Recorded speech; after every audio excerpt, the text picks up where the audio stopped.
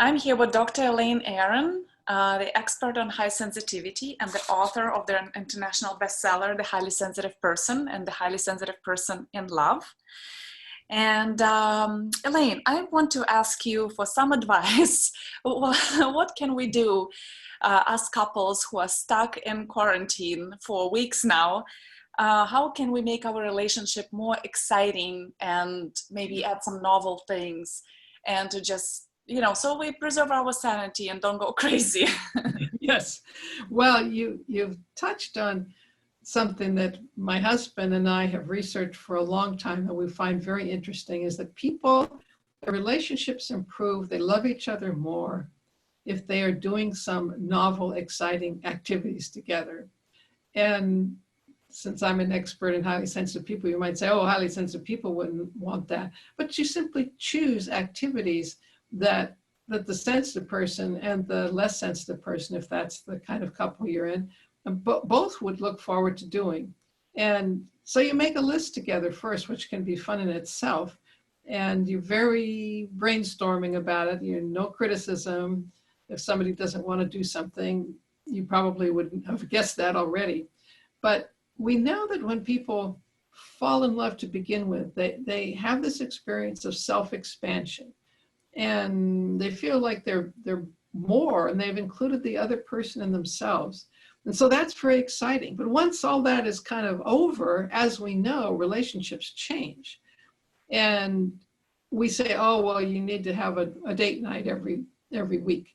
But in fact, we actually found out that when we assigned couples to do a date night and go out to eat and go to a movie versus doing one of their novel, exciting activities from their list, their relationships got better. And actually the people in the study, their relationship, when they consistently did a date night, actually got a little worse.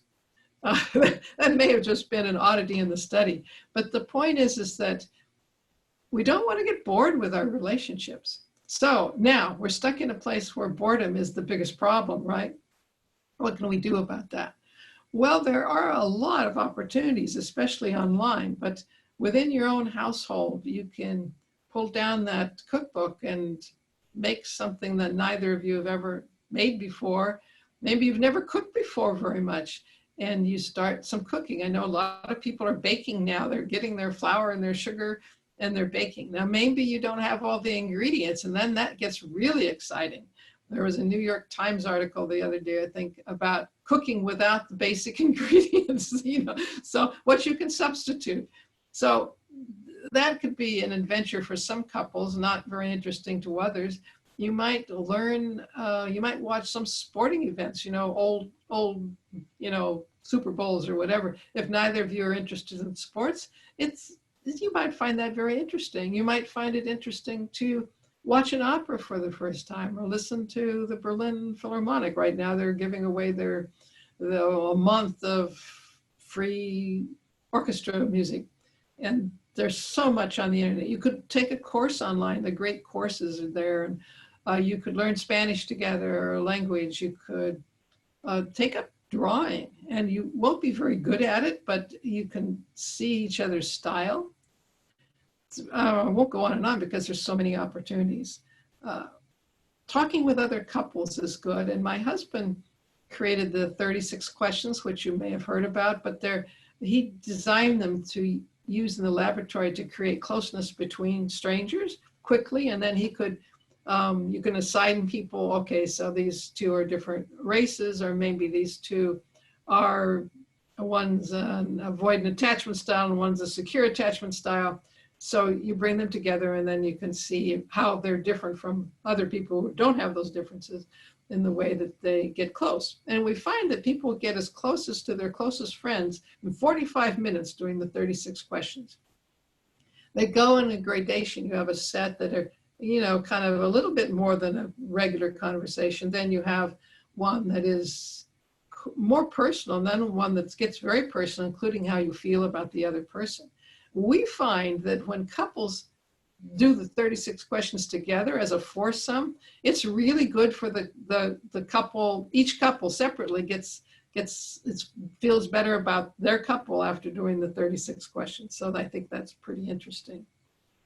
It's very important too to try to keep interesting conversations alive, like at the dinner table.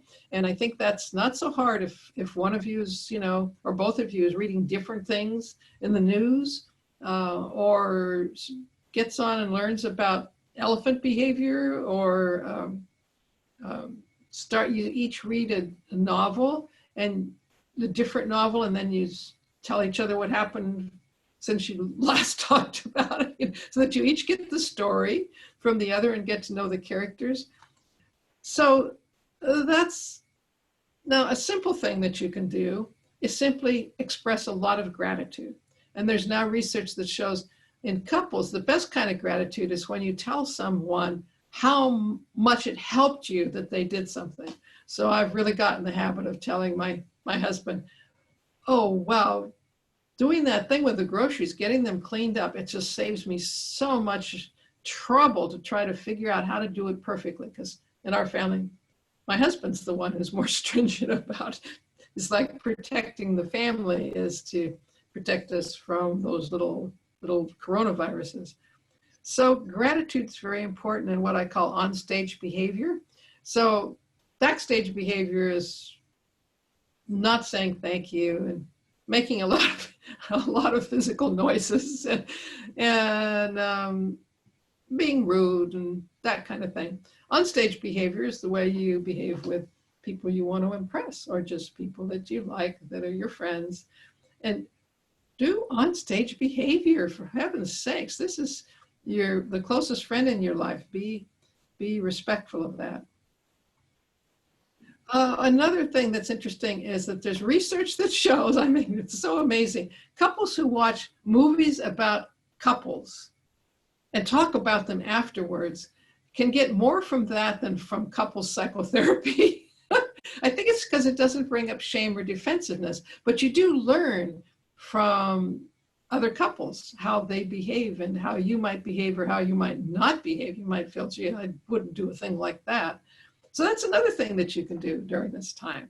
You have to get creative and be sure to have special meals, special nights, you know, to celebrate things. I mean, oh, we got through another week. Maybe that's a cause for celebration.